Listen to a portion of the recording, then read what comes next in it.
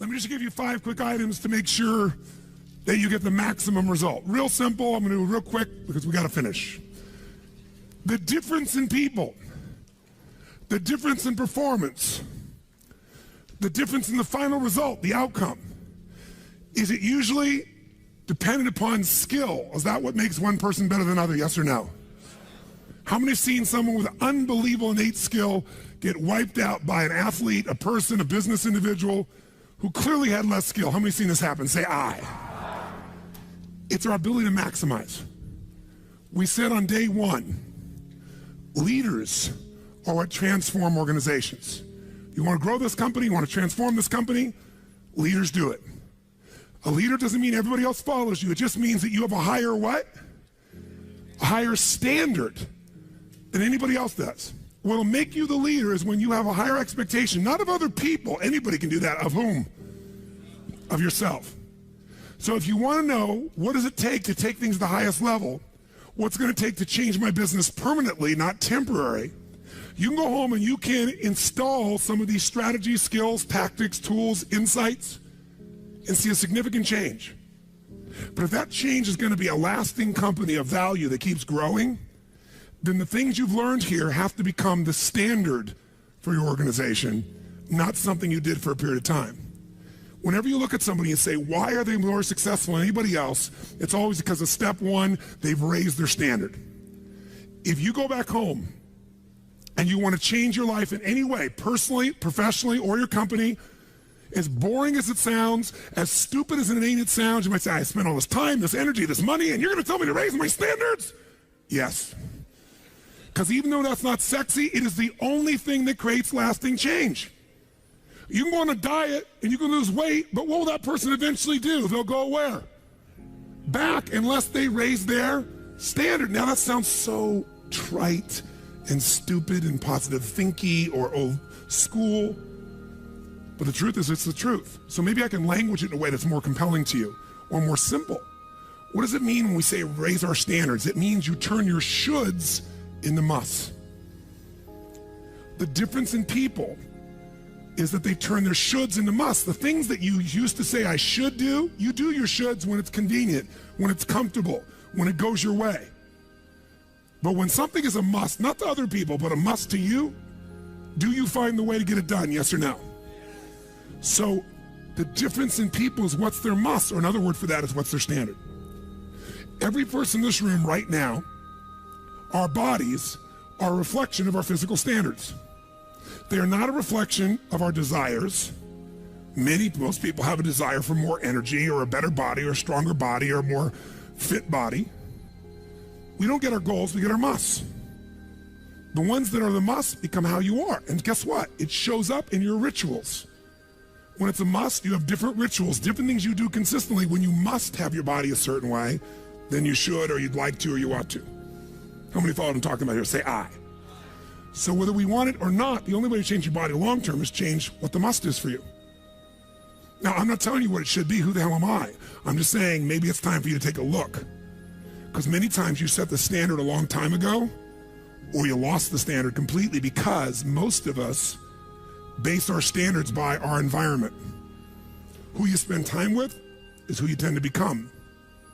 So if everybody around you is gaining a little weight, or everybody around you is, constantly tired, after a while, even if you had high energy, you don't want to make fun of them or tease them or make them feel bad.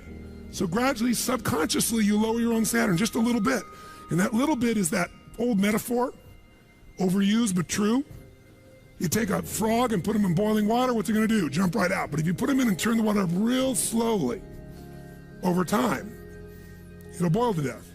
That's most people's lives, isn't it? And it's usually because you haven't remembered the power of who you spend time with. Who you spend time with is who you become. So one of the things that's great about this 5 days is you found people from all over the world who are all absolutely committed to go day and night and day, literally, sometimes with food, sometimes without, but whose standard was, I am here to maximize who I am, what I'm about, what I'm going to take home, what I'm going to create. That raises your game.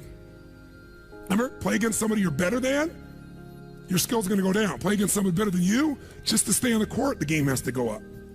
Want to change your life? Raise your standard. Want to raise your standard the most? Get around where it's better. Surround yourself with people playing the game much higher than you are. So just to be around them, your game has to rise.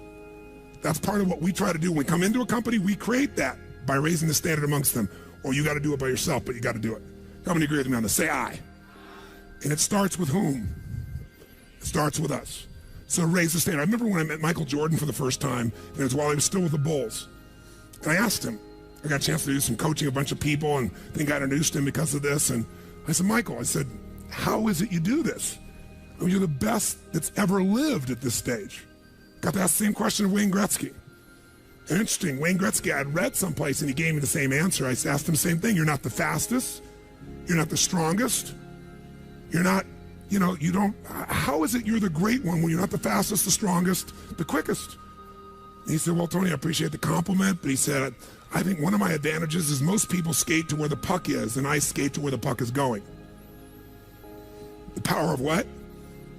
Anticipation. He knows the pattern. With Jordan, his standard was, I asked him, he said, Tony, everybody, I said, what makes you the best? Is it natural ability? Is it talent? Is it skill? Is it God-given? Is it strategy? What is it? He said, Tony, I think I can say this to you without it sounding like hyperbole.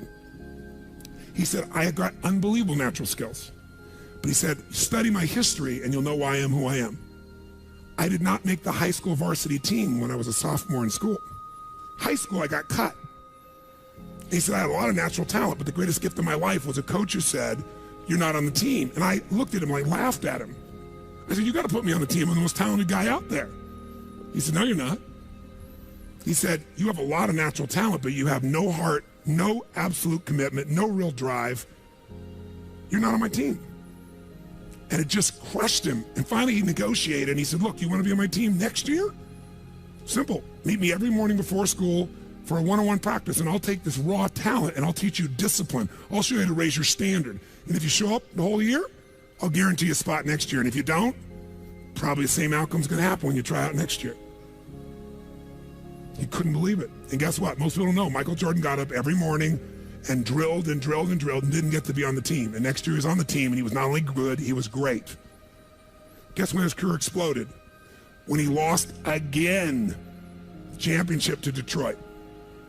And he was on the bus. He said he was crying in the back of the bus, physically crying, pissed off at all the other players that they hadn't done their job.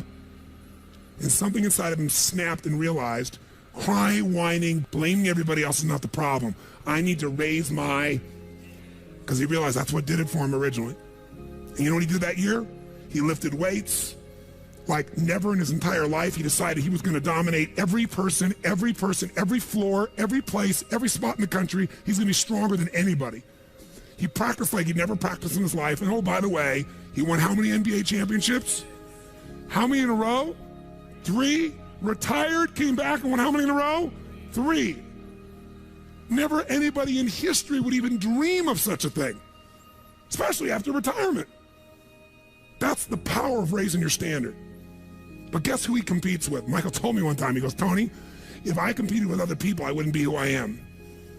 He said, my competition is with the best I can be. They're trying to compete with me. That's why I beat them. Because they're competing with where I am. But I'm competing with where I can be. Think about that mindset. Think how your life would be different if you raised the standard of what you expected from yourself, not your people, yourself, to that level. How things could shift. It's all about changing your shoulds to musts. It's all about going back and saying, this is how it's going to be. It's like when Gary Vee was here and he was guys were saying, man, I'm working so hard, man. I work from 9 to 6. He goes, yeah, what are you doing from 8 to 2? 8 p.m. to 2 a.m. That's when you master your craft. I always say to people, it's what you practice in private that you'll be rewarded for in public. People say, oh my God, you have this great ability, this great skill. They didn't see all the hours. This class, this course, I know tons of this stuff like the back of my hand. But if you talk to my team who's exhausted, they'll tell you we're up to 4 a.m. almost every night. To be able to figure out how to provide for you a life cycle and get it to be real so you can think about Nike and give you accurate information about when did they really get to young adult, when they fall down. We had to make phone calls, read financials, do all kinds of stuff. We did all that stuff. We were doing all these things and we accomplished so much, and I figured out how to make it even better. That level of commitment is what makes you great at what you do and gives you that little edge that makes you stand out from everybody else. And that standing out is what makes somebody absolutely own an industry or brand themselves like nobody else in the world. That process is what this is about. Raise your standard. When you got to go home, you got to say, where are we going to raise the standard? What am I going to take that's been my should and make it absolute must? Where are we going to do that as a team and how are we going to pull it off? Now, who here has ever, by the way, your income right now is a result of your standards as well. It's not the industry and it's not the economy. Who here is making more money today than you made 10 years ago? Let me see your hands. How many feel like it's not enough today? Let me see your hands. And how could that be? Real estate's so cheap now. Computers are cheaper than they were then. You get so much more for your money. Because once you achieve a level, who knows what happens? You immediately, you close the gap, you create a new gap. That's because that's what makes us grow. Who's willing to go back to where you were 10 years ago? Not many. Some of you would be because it's gotten worse in the last 10 years for you. But the majority, there's no way. See, once you're fortunate enough, if you don't like cleaning house, once you're fortunate enough to have somebody clean your toilets, you will not be doing that again. Unless you like that. You'll find somebody who loves cleaning toilets and you will pay them handsomely. Because now to go back and do that, once you've had the privilege of not having to do that, it's a different game. It's a gross metaphor, but who gets what I'm talking about here? Say I. Once you have a must, you find a way to get to it. Every one of you in this room is earning what you must earn, not a dime more. Don't get me wrong, you might have big goals, big desires, but it's not a must for you. Because even when the economy crunches, if it's a must, you will find the way. How many agree with me on this? Say I. See, when it was a must for me to get at one level, I did. I remember it was a must for me to finally make $1 million a year. I had my son Jarek going to be born. I swore I would never have a child unless I was financially set, and I wasn't financially set, and he was on his way. I went from $38,000 a year to making $1 million a year in the next 12 months. That was all BS. In my head, I thought all my growing up, all the pain was because my parents fought because there was no money. They would have fought anyway. Because I believed that, though. I raised the standard, made it happen. And then I made $1 million a year for 7 straight years. Even though I built 5 more companies, even though I was helping more people, I made the same amount of money. Guess why? That was my must. At some level above that, seemed greedy. Now, it wasn't like I had this incredible lifestyle. I owned a magical home. I had this place called the Del Mar Castle overlooking the ocean in Del Mar, California. But I was on the road, staying at the Ramada Inn in Milwaukee with shag carpeting and smelly, dead animals on the wall on my birthday. And my maid, she's back at home in the castle going, "Oh, Mr. Robbins, happy birthday. Oh, I can't help thanking you. It's so wonderful. Oh, Mr. Robbins, it's so beautiful here. I was sitting out in the jacuzzi overlooking the ocean. Oh, yes. Oh, I've lost 22 pounds. I can't tell you. It's been so amazing. I get on your Stairmaster and I watch Oprah. I love your gym, Mr. Robbins." And I'm thinking, she's got a multi-million-dollar lifestyle. How many can relate to this in some way, right? So I went from 38,000 to $1 million because I changed my income. It became an absolute what? It was nothing about money. It was about growing. Because I knew to make more, I'd have to help more people. I'd have to expand. And I came with this goal. I wanted to feed all the people in San Diego that were homeless. First, my goal was 1/3 of the homeless people. And then my goal was everybody. I said, if I can go from 38,000 to $1 million, I should be able to go from $1 million to $3 million in 3 years. And I did it in 12 months. I found the why. I found the reasons. I got a different RPM. But it became a must for me, not a should. You're meeting your must, my friends. Maybe it's time to change your must. Some people's must is to survive. Some people's must is to be okay. Some people's must is to have freedom. Some people's must is to have more than they could possibly spend. Some people's must is take care of everybody around them. Whatever your must is, you're going to get it. When you leave here, get clear on your must. Or raise your what? Step 2, real fast. I'm going to do it real fast. Who here's ever raised the standard and you get out there and you go, I'm going to go do this, and I'm committed. I'm going to change this. I'm going to make that happen. I'm going to lose 50 pounds. I'm going to take my company to the next level. And you're all excited. And then all of a sudden this voice in your head goes, who are you kidding?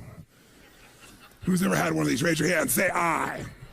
So once you raise your standard, you got to get certainty behind it. You can sustain it. And that means you got to change your limiting beliefs. You got to change your limiting beliefs. And who has limiting beliefs, by the way? Who?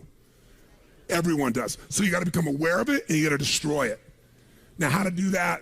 Honestly, if you've been to the UPW, you know how. If you haven't, come join me in San Jose or someplace else. And who has limiting beliefs, by the way? Who? Everyone does. So you got to become aware of it and you got to destroy it. Now, how to do that? Honestly, if you've been to the UPW, you know how. If you haven't, come join me in San Jose or someplace else and come through the experience. When you change your limiting belief, everything changes.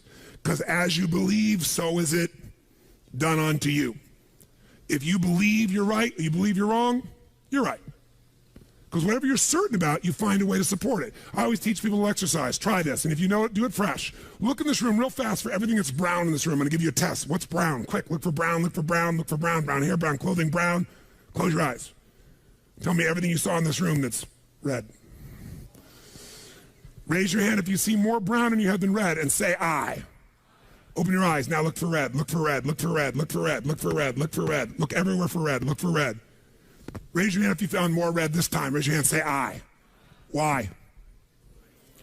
Because you're looking for it. Because whatever you focus on, you'll find. In fact, you'll find stuff that's not there. How many saw beige, called it brown just to feel successful? How many saw burgundy, called it red just to feel successful? See, once you believe something is a certain way, out of your need for certainty, you'll change things to meet that belief. Let me show you in 2 seconds flat why the rich get richer and the poor get poorer. I call it the success cycle, real fast. Draw yourself 4 squares, put them up on the screen here. You'll see, as I do this, take a quick look. You'll notice you've got the word potential up in the left-hand square. Up in the right-hand square is the word action. Bottom right is the word results. Bottom left is the word belief, or another word for that would be a sense of certainty. Potential, action, belief, results. And notice there's arrows in a clockwise fashion where they just keep feeding each other over and over and over again. So again, it's potential, action, results, belief, or another word for that would be certainty. Now, do you ever notice how rich people tend to get richer and poor people to get poorer? And I don't just mean rich in financial terms. I mean people that are rich emotionally. Do you ever notice how happy people tend to get happier? And depressed people tend to get more depressed? How many found this to be true? Say I. It's because the power of momentum and what I'm about to show you. So let me show you something here. What's the potential of any human being? You tell me, quick. Unlimited. Do most people's results reflect that true potential? Yes or no? No way. Why? Because most people aren't taking enough what? But is it possible to take a lot of action and still get lousy results? What if you got a salesman that works for you and they walk out and they knock on 100 doors and they say, you wouldn't want to buy anything from me, would you? Or they don't say that verbally, but they say it non-verbally. Is that going to affect their results? Yes or no? So it's not enough even to take enough action, because when we believe it's not going to work or we're uncertain, does that affect how much of our potential we tap? Yes or no? See, if you don't think it's going to work, you're not going to put out a bunch of your energy when you think it's going to fail. And by the way, when you're not sure, you tap little potential. Do you take little or a lot of action? When you're not sure, when you think it's not going to work, do you take massive action or little action?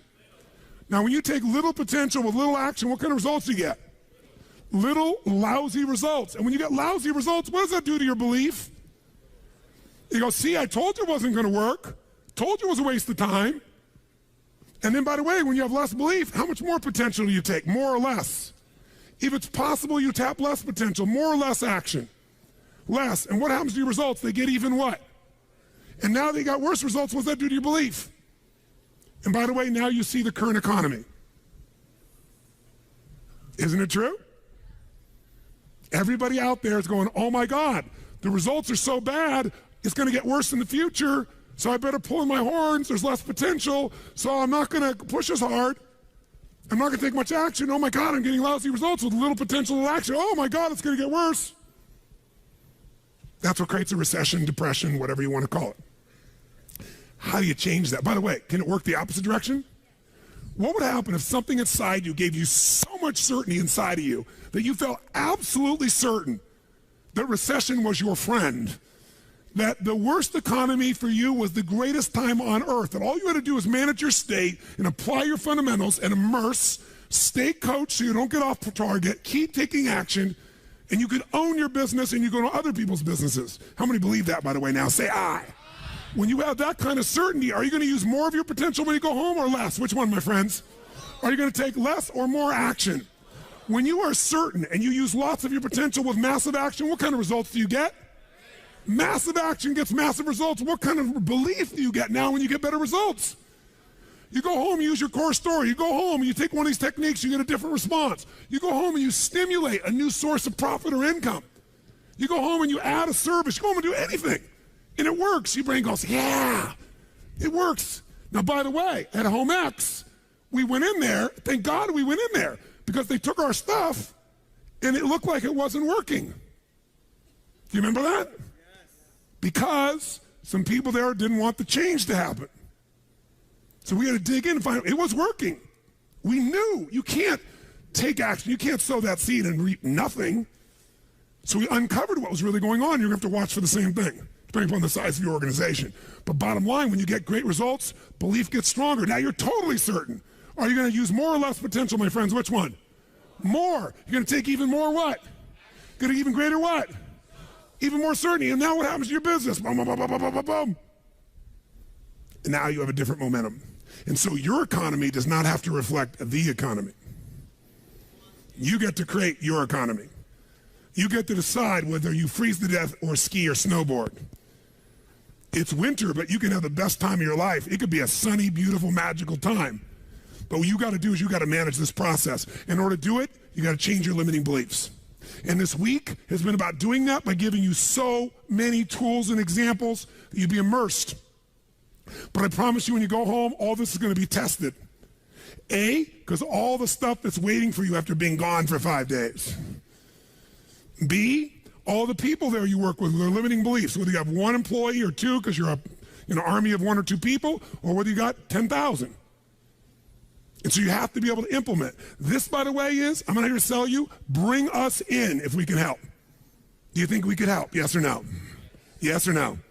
Bring us in, we'll do it. Or get your team together and find a way to make sure this momentum goes in the right direction. Make sense? This is the must. If you have this high standard, but you don't really believe because the momentum's in the wrong direction, having the tools will be worthless. That's where certainty, that's where everything else we teach, that's what I do in my events, that's where you guys have been there before, that's what you got to bring to the table. What are the 5 keys for integrating this? Number 1, you got to go home and raise your what? Come on, guys, raise your what? Which means turn your shoulds into. Step number 2, you got to go out and change your limiting what? Find anything that's limiting you and destroy it. What's the fastest way to destroy it? You can do it very quickly by producing the results in your mind over and over again. Or, why do you think I get people to walk on fire? Because they think it's impossible. When they walk in this fire, mentally you might say, oh, I can do it. But when they get in front of that fire and it's 2,000 degrees burning hot coals, it gets their full attention. And suddenly they have a state change. And when you get yourself in a state where you can storm through fire, it's not about fire walking. The state you're in to get yourself to walk across fire is the metaphor for anything that used to stop you, the fire of your life. And by the way, when you cross fire and you're on the other side doing something you once thought was difficult or impossible, it's that easy, your brain goes, what else can I do that I thought was impossible? It's unbelievable. It's not intellectual, it's emotional. Plus, after fire walking, cold calling is not a problem. You get the idea, ladies and gentlemen? All right? So what we're really talking about here is changing your beliefs. Now, here's the 3rd key. If you're going to get maximum results, you got to model what works. We brought you for 5 days and nights here, models of what works. Go back and get them. Now, here's where the challenge is. How many got tons to do in your normal list of things to do when you go home? How many got a lot to do? Say aye. How many have a lot of outcomes you got to go after? Say aye. How many have the same amount of time you had before? Say aye. So in your business, if you need something to get done, you get it done because it's an absolute what? Or you hire someone to get it done. Hire us, hire someone else, get somebody inside. But are these things you're going home with musts or shoulds? Which one? Do whatever it takes. You say, I don't have the money. You don't have the money not to. Forget us. Hire somebody as an individual who knows what they're doing and put them in there. Leverage yourself. The only way you're going to get the game bigger is by taking a little bit of what, my friends? Risk, but that means get yourself some resources. Be resourceful enough to get the resources. What's great about this? What is this opening? What is this creating? What's possible? What have I not seen? This is going to make me see. What have I learned from this? What can I learn from this? What am I willing to do to still have it the way I want it? That's the 4th step. You intensify, and you innovate. And then there's the final 5th step. And that 5th step's really simple, my friends. And that is step up and give. Step up and give more than anyone else could possibly expect. The ultimate transformation happens when you stop trying to get and you start to give. Whenever you're at your best, you're giving. I remember so vividly driving in my car, my Volkswagen Bug, and I was struggling, and I was 19 years old. I was driving on a freeway in San Gabriel Valley, the 210 freeway, I'll never forget. And it's midnight, and I'm frustrated, and I felt like I tried everything, and I had these big hits, like the one you just saw, and nothing was going my way, and I was frustrated, and I kept thinking, how come I'm not getting what I want? And all of a sudden, it just hit me on the freeway. I pulled over the side, it was almost midnight, no cars really around, grabbed my journal, and I wrote, and I still have the journal to this day from when I was 19 years old, full page, and I wrote, the secret to living is giving. And I realized why I wasn't doing well. Because I all focused about what I wasn't getting. I was not focused on what I was not giving. And the whole game changed.